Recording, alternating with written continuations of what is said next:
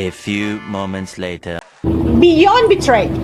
They used us. They actually, during the campaign, and I don't want to make this political, but during the campaign, the elected officials from the Republican Party, they actually told us that it was not going to touch the documented people. I've seen a lot of Cubans for Trump. That's unfortunately, I'm not from Cuba, I'm just half Cuban. My dad is Cuban. Your family's Cuban. Yeah. Me siento totalmente traicionada y sé que a lo mejor no lo digan. Angustiada de... Cubanos, sigan con eso de papi Trump para que aprendan. Most of my family has been here for a while. We don't have a lot of family there, but the people there are struggling. I've seen a lot of Cubans for Trump. That's unfortunately, that comes from the anti-revolution sentiment from Fidel's time. They really thought they were different. They really thought they were better than all the rest. And they really thought they had the golden ticket. Cuban community responds with outrage after mother is deported, leaving her nursing baby behind. Don't be the bigger person today. Be the person that helps them understand that sometimes when you around, you find out. The deportation of Haiti Sanchez, a breastfeeding Cuban mother, has sparked outrage within the Cuban community in the U.S. And you know what? I don't have a video this time, but you know what I do have? I have my favorite song. There is a very popular song for Trump. Yeah, there is, yeah. It's unfortunate a lot of them come here and just turn completely capitalist and support Trump because they think it's the whole idea of the American dream. Cue the music. But you know what? Time to hit him with the remix.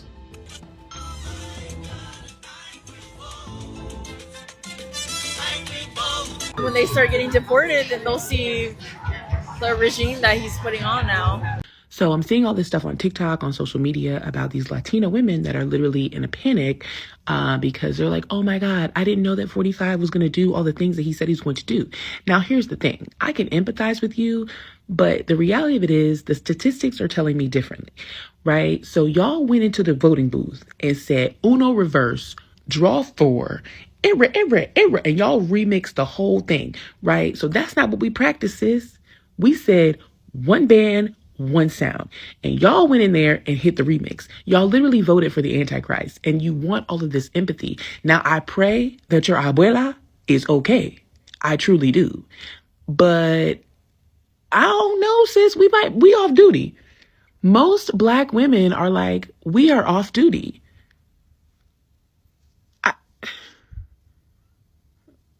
I don't know. And I'm not even saying that in a negative space. Like, first off, bitch, don't ever tokenize me. And yes, I am Cuban. I'm also Puerto Rican, Cuban, and Guatemalan. But anyway, I literally say deport the people that voted for Trump. So what are you saying? They voted for that. So if they get deported, I will not bat an eye. They deserve it. Like, what are you getting at? Literally. Like, stop speaking for us. Because anyone that's not a bootlicker says people like Latinos that voted for Trump deserve to get deported because, oh, you thought it wasn't going to be you and it's you. Ha ha ha ha. Yeah. So literally, don't use us as a scapegoat for your anti-blackness against Tory. Literally. Don't do it. Have y'all seen the video of that Cuban Trump supporter, man, complaining about Trump after there was a video that went viral of him celebrating Trump's victory a few months ago because Trump signed an executive order that's pretty much demanding that truck drivers know and speak and can read English in order for them to be a truck driver? And guess what this guy does for a living, man? Yeah, he drives a truck, man. He hasn't just driven a truck. He's driving a truck for 20 freaking years, man. For 20 years, and now he's scared that he might lose his license because he doesn't speak a lick of English. And at that point, I mean, yo, you've been here for 20 years, man. At that point, you kind of did it to yourself, bro. But whatever, man. It points to the fact that there was a lot of Latinos, man, that was supporting Trump that I was looking at them like, I don't know. I think you might want to be quiet at this, at least publicly, you know, because a lot of Latinos out there were doing certain things that, you know, when the Democrats are in control, they just look the other way. They don't really care, you know. But when the Republicans get up in there, they start shaking things down, you feel me? And now this dude is over here scared because he's like, damn, how am I gonna feed my family, bro? This is all I do. And yeah, I know that the Latinos that hate Trump are having a field day with this video, man. It's going around the internet. Everybody's telling me, you see, we told you he don't care about no Latinos. But nah, bro, come on. Let's start learning English, bro. You've been here 20 years, bro. That's one thing that Latinos do that blows my mind, bro. I know people been here 40, 50 years, bro. Don't speak a lick. Can't even beg in English, bro. But yeah, that was a little funny. Press conference in Doral Monday, Venezuelan Americans denounced the Trump administration and South Florida Republicans. More than betrayed. No. Beyond betrayed. Shocking. They used us. No. They actually, during the campaign, and I don't want to make this political, but during the campaign, the elected officials from the Republican Party, they actually told us that it was not going to touch the documented people. I believe them. Hey. To all the liberals that are saying Trump supporters can't celebrate Cinco de Mayo because we support deportations, do you guys realize how racist you are? Why are you assuming that only Mexicans are being deported? Here is a map of all the countries that Trump has sent deportation flights to. Oh, what's the biggest circle? Honduras, El Salvador, and Guatemala? And this is from January 20th until March 19th, so literally from the day Trump took office. Of the over 11 million illegal immigrants currently residing in the United States, about half of them come from Mexico. So this really has nothing to do with Mexico and everything to do with deporting criminal, violent gang members back to their gang-ridden countries. Wanting a better life does not guarantee that you get to move to the United States of America. We have a process, we have a system, and we have laws that millions of immigrants from Mexico and all over the world have followed forever. And you know what makes it harder for legal immigrants to get citizenship? The immigration system being completely overwhelmed by illegal immigrants. So if you really cared about Mexicans, you'd be supporting deportations too. So everybody go grab a margarita and thank President Trump for making this country a safer place. A lot of you have been wanting me to talk about the elimination of the writ of habeas corpus. This is the first thing they teach you in law school. It's one of the most important things when it comes to legal precedents. The government is basically saying, hey, we can eliminate this so we can imprison people indefinitely with like no reason at all.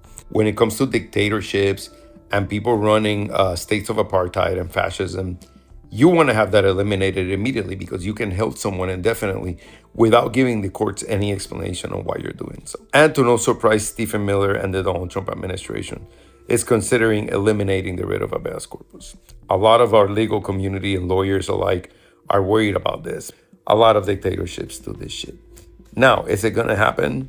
We don't know. So far, it's in the conversations, but it's something that lawyers are keeping an eye on because we don't want this shit taken out of the equation. But with the recent arrest of the mayor of Newark, this is definitely something to look out for. It's what I said in the beginning. They're just trying to eliminate dissidents. We'll see what happens. I can't believe that the Latinos voted for Trump. I can. I believe it 100%. Girl, y'all have to stop acting like it is just Cubans that are racist and conservative in the Latino community. Coming from a Colombian girl. Look at the politics of Colombia. Yes, I know our president is like more left-leaning this time and very progressive. But, girl, look at the politics and the history. Look at their stances on abortion. I know she's decriminalized. However, that just means that you can't go to jail if you get an abortion, okay? Or if you're a doctor that conducts an abortion. That does not mean that it is socially accepted. Turn on Telemundo. You tell me how many people of color you see on Telemundo. You tell me how many brown and black people you see on that show. Tell me if they're casting. Turn on Caracol. Tell me how many people of color you see on there. Like, I don't want to hear it that we're this progressive community. We're not. So yeah, I 100% believe it. And for all of these freaking people who are Latinos that voted for Trump, I'm going to hold your hand when I say this. He doesn't like you. He never liked you. And he's never going to respect you. And if y'all weren't born here, he's going to try and find a way to get you deported. So, congratulations for looking stupid. Hey, I voted for Donald Trump. And really starting to regret my vote. Because this isn't what I voted for. I voted for a lot more people to go to jail. I voted for a lot more politicians to be stripped of their power and put in prison for the crimes that they've committed against humanity. I voted for the Epstein list to come out. The full list. The full list of every politician, every bureaucrat that had anything to do with those minors. I did it. I sure did. I voted for Trump. And I'm Latina. And no, that does not mean that I hate Mexicans, Guatemalans, Latinos, Hispanics. That does not mean I hate immigrants, illegal immigrants. What that means is that I'm for a president that is pro-America, that is for making this place better, because it's a shit that obviously was not working for us. Letting people come in and having taxpayers support them obviously did not make America better. It didn't. Now, does that mean that Trump's gonna make every decision he makes is gonna be great and he's just perfect and he's the best? No. But you know what? If whatever was going on didn't help, well, then we have to try something different. Okay? I'm just confused how, because I voted for Trump, I am no longer a real Latina. I am no longer allowed to eat a taco. I am no longer to listen to certain music or visit Mexico or any of that. You make no sense. It's giving irrational. It's giving a lack of control of your emotions and going and hinged and making all these videos. I don't want to see you at a taco stand. First of all, I don't need to go to a taco stand because I know how to cook. Okay? And I make good tacos. And I'm going to keep eating them. A lot of them. Because they're so good. And just because I voted for Trump doesn't make me less of a Latina. Let's get that right, okay? What it means is what I said. I'm hoping for a better future, because whatever the hell was going on was definitely not it. It was not helping. Economy, it seems just basura. So I just don't understand how, if as citizens, we break the law, we have to pay the consequences. We have to pay for every law we break and every crime that we commit.